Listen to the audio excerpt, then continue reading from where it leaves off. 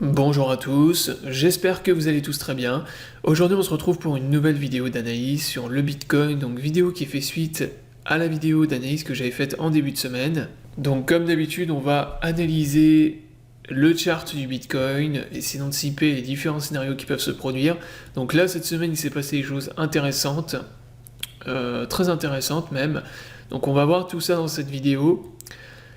Je vais vous partager, comme d'habitude, mon sentiment sur le marché et mes scénarios. Donc avant de démarrer la vidéo, je vous rappelle que l'analyse est effectuée sur la plateforme PrimeXBT.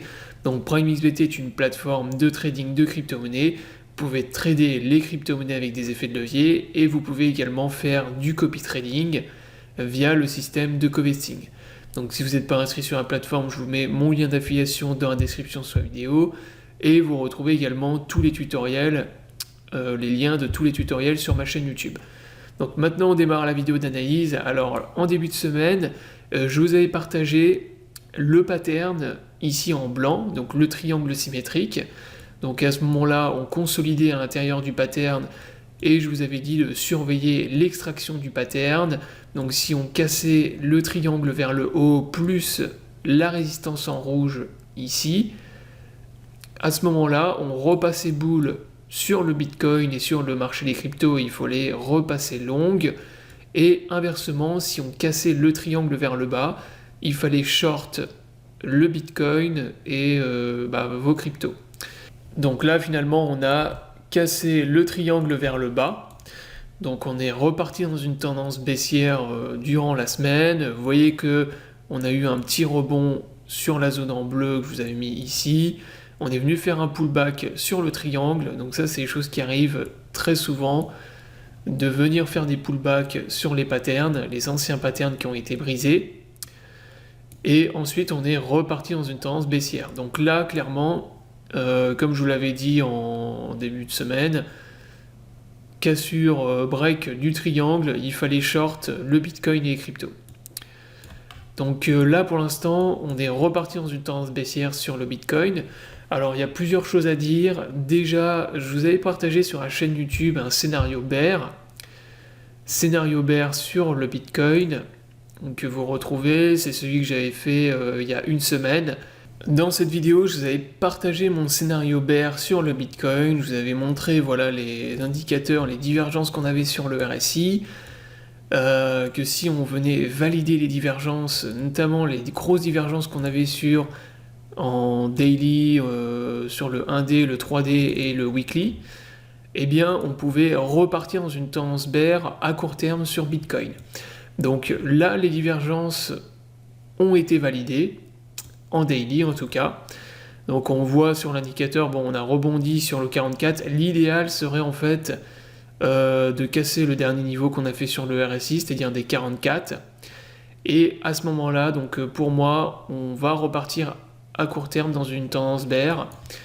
Alors en cas de retour dans une tendance baissière sur le Bitcoin, je rappelle que ce serait du court terme uniquement. Là il n'y a absolument pas d'explosion de bulle sur le Bitcoin, il n'y a pas de bear market, de début de bear market. Donc ça c'est ce que je vous ai dit depuis le début, depuis les derniers ATH quand on a eu le rejet il y a 2 semaines. Pour l'instant, moi, à moyen terme, au moins pour l'année 2021, je suis toujours bull sur le Bitcoin et les cryptos. Par contre, là, je pense qu'il y a des probabilités de revenir. Alors, ce serait vraiment le dip ultime, mais dans la zone en bleu ici, vers les 40 000 $. Donc là, les divergences sont en train d'être validées. Il y a énormément de gens qui shortent. Donc là, on voit que pour l'instant, ça short Bitcoin.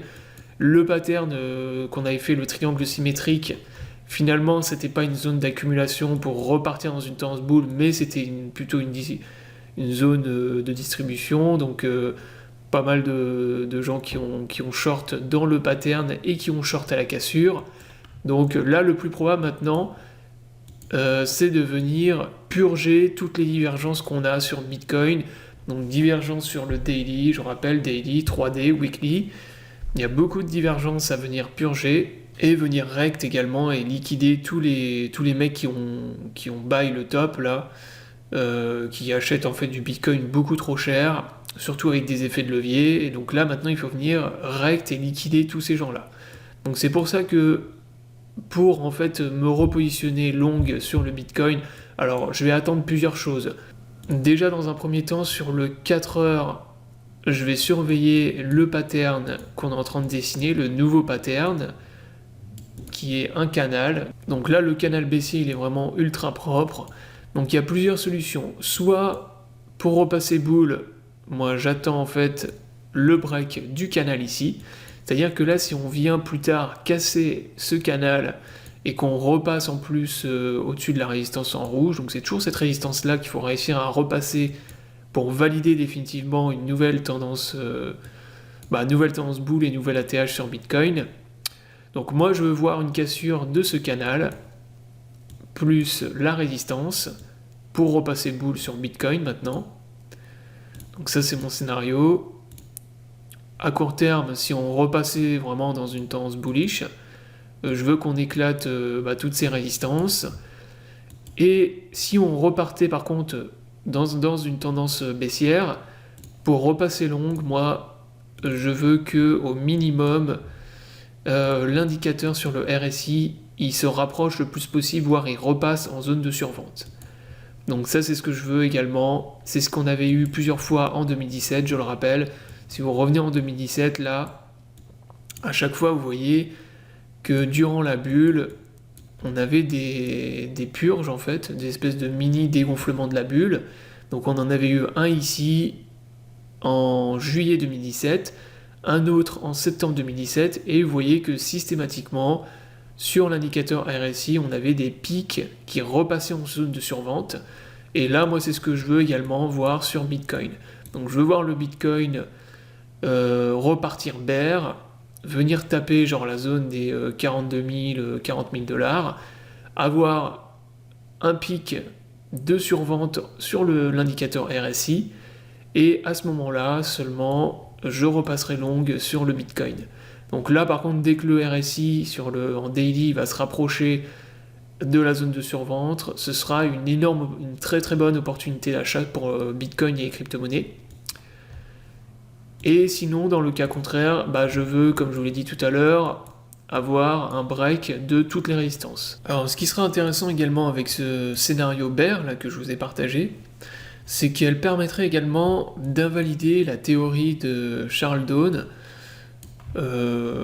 toujours à court terme, parce que là en fait il y a beaucoup de gens qui restent bull sur Bitcoin, parce que pour l'instant on n'a toujours pas break le dernier creux, donc le dernier dip qu'on avait fait ici, ce qui fait que sur la théorie justement de Charles Dohn, en fait on a toujours des tops de plus en plus hauts, des sommets de plus en plus hauts, et des creux de plus en plus hauts. Donc on est toujours dans une tendance haussière à court terme, selon cette théorie, et le Bitcoin, lui, ce qu'il aime bien faire, ce qu'il fait très souvent, c'est qu'il aime bien valider ce genre de choses, c'est-à-dire venir casser les derniers creux, venir rect vraiment un maximum de gens, faire une énorme candle rouge, faire un nouveau creux, pour invalider ce genre de théorie, faire croire à tout le monde qu'on repart dans une tendance baissière. Donc c'est ce que je vous avais dit également, ce serait un énorme bull trap. Ça permettrait de liquider tous les longs, de rect tous les longs dans un premier temps, et ensuite une fois qu'on aura fait un nouveau creux, qu'on aura atteint une nouvelle zone de support, notamment la zone des 40 000, ça permettrait en fait de créer là l'inverse, c'est-à-dire un bear trap, de faire short, faire croire à tout le monde qu'on repasse dans un bear market, que le Bitcoin c'est terminé, ça y est, on repart dans un bear market de 1 an ou 2 ans, pour pousser les gens en fait à short leur crypto à des prix qui seront bas, et ensuite de repartir vite fait dans une tendance inverse, c'est-à-dire dans une tendance bullish. Donc exactement ce qui s'était produit en 2017. Donc voilà, la vidéo est terminée, j'espère qu'elle vous aura plu. Donc surveillez bien le canal ici, ça va être le pattern le plus important à surveiller pour cette semaine et la semaine prochaine. Donc je vous invite à vous abonner à la chaîne pour ne pas rater les prochaines vidéos. Je vous souhaite à tous une bonne journée et à bientôt pour une prochaine vidéo.